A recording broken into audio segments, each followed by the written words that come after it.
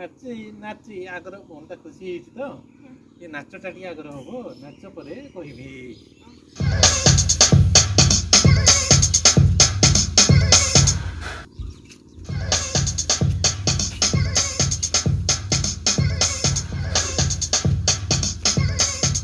ଆଜି ମୁଁ ଯାଇଥିଲି ଅଫିସ ନା ଅଫିସରେ କ'ଣ ହେଲା ନା ବହୁତ ଭିଡ଼ ଥିଲା।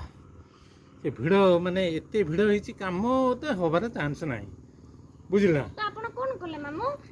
କିସ କଲି ମୁଁ ଗୋଟେ କାଇଦା କଲି ଆଉ କାଇଦା କଲି। ମୁଁ ତ ଗତକାଲି ଯେ ତୋ ଜନ୍ମଦିନ ଥିଲା ଗୁଡ଼ା ଖାଇଛି ମାନେ ପେଟ ମାନେ କିସ ନାହିଁ କିସ ଖାଲି ଠୁସ୍ ଠୁସ୍ ପାଡ଼ ବାହାରୁଥାଏ ମଝିରେ ମଝିରେ ବନ୍ଧ ମାନେ କୁକୁର ବି ରହିବନି ସେ ଏତେ ଏମିତି କୁକୁର ଘୁଷିରେ ଦୌଡ଼ି ପଳେଇଛି।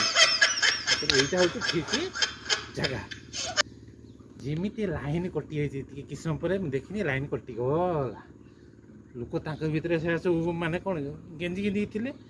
ମୋର ଲାଷ୍ଟ ପାଳି ପଡ଼ିବ ନା ମୁଁ ଦେଖି ଦେଇ ସାରିନି ପାଳିଦେନି ଠିକ୍ ଜାଗା ମଝି ଜାଗାକୁ ଏଇ ରହିବା କରିକି ପାଳିଦେ।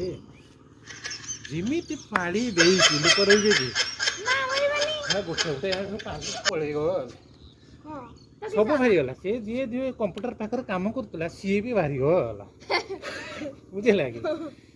ମୁଁ ଯାଇକି ଯେମିତି ସବୁ ତ ବାହାରିଗଲେ ଯେମିତି ଲାଇନ୍ ଆସିଲା ସେ କମ୍ପ୍ୟୁଟର ପିଲାଟା ଚାଲିଲା ତା ପଛେ ପଛେ ମୁଁ ଏମିତି ଚାଲିଲି ଆଉ ଏରକମ ଚାଲିଲି ତା ପଛେ ପଛେ ହେଲା।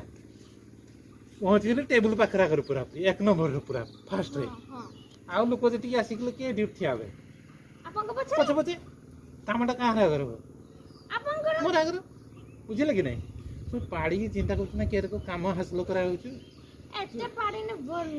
ଭଲ କାମ ପାଡ଼ିବୁ ତ ଏମିତି ଜାଗାରେ ଦେଖିବୁ ପାଡ଼ିକି କାମ ହାସଲ କରିନେଉଛି। କେତେ କେତେ ଜାଗାରେ ମୁଁ ଏରିକ ସବୁ କାମ କରେ ଭିଡ଼ ରହିଛି ମାନେ ଛାଡ଼ିଦେବି କିଛି ଭାବିବାର ହେଲା।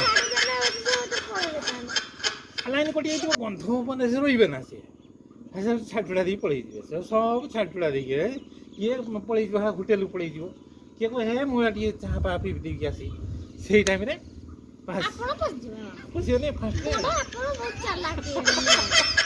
ବୁଝିଲା କି ନାହିଁ।